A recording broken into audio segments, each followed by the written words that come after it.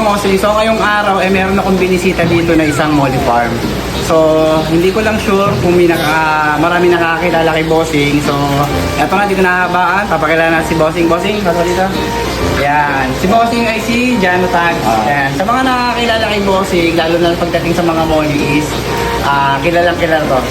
So bossing, i-tour mo naman kami dun sa mga molly mo, yung mga pakita mo sa amin kung ano yung mga magaganda mo dyan. So bali nag-focus na ako kasi ngayon sa mga redhead. Kasi yun naman talaga yung alam natin na maano sa market. So siya lang yung bali binibreed ko ngayon na mas lalo pa pinagaganda. Bali meron akong, sabi na natin meron akong 6 na breeding pack na puro redhead. So yan na yung makikita nyo sa mga...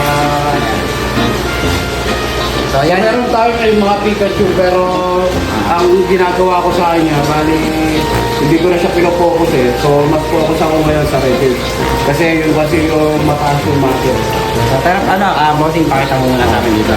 So ngayon, wala tayong idea sa pagmumoli. At syempre, alam niyo naman, flower horn tayo. So ito yung mga ano ni bossing. So yan, bali mga black base na redhead yan. For selecting pa rin naman yan. So yan, makikita nyo, may mga high dorsal na. Yan, may halo-halo sila, may female, may male.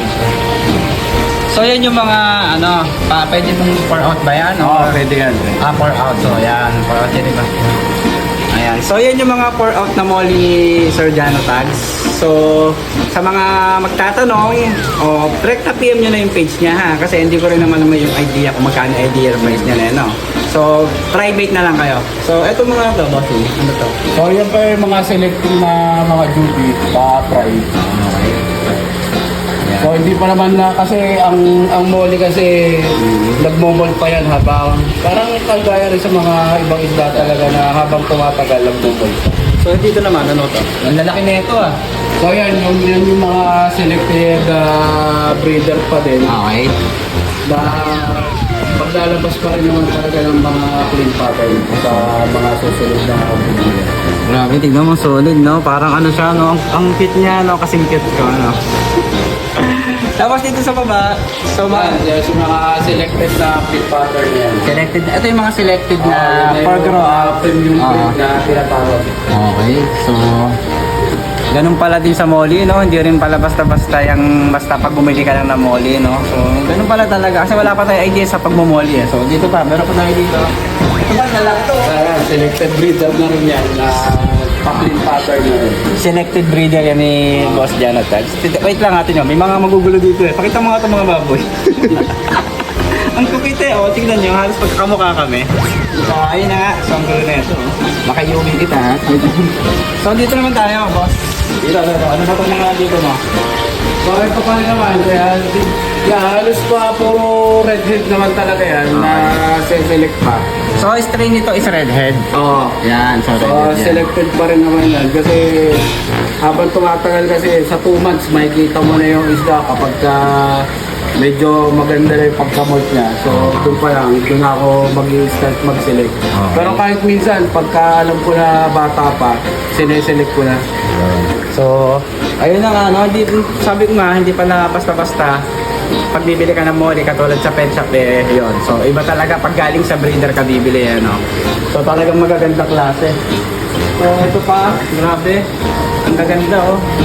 Yan Ganda naman nito. yung mga dati mong set. Dati ng So, hindi rin ako nakafocus dyan dahil nasa mga redhead talaga tayo nakafocus. Grabe, lalaki, no? Maganda pa rin. Then ito, ganda nito. Pikachu. Parang ganda nito, kulay orange. Ano yung strain nito? Pikachu naman yan. Pikachu, bote. Ano ka na? Nagka-thunderbolt ba to?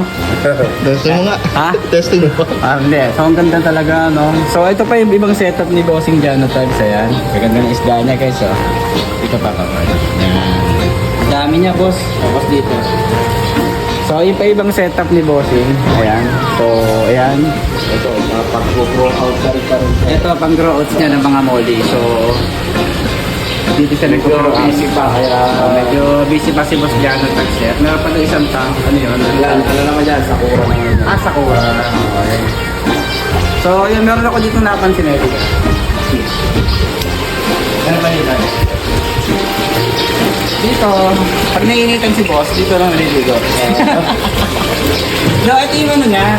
Kaling machine niya. Kaling machine niya. So, dito siya daw nagtatapon ng mga can na napamili niya. So, meron dito mga can na apat na can na yan eh. So, hindi na natin yan gagumulo kasi natalon yung can na, di ba? So, ayun. Ganda, may fountain. Sarap maligo. Tamang-tama. Summer na, no? Tapos meron pa dito isa. Ito mga goldfish niya, oh. Maganda, oh.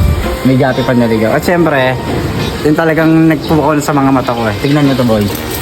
Ang ganda ng flower, oh. Laki ng ulo, oh. Ang laki ng ulo, guys, oh. Halimaw. Hindi ko lang mahawakan, eh. So, yan pa ito na kay bossing. So, ayun nga. So, dahil na...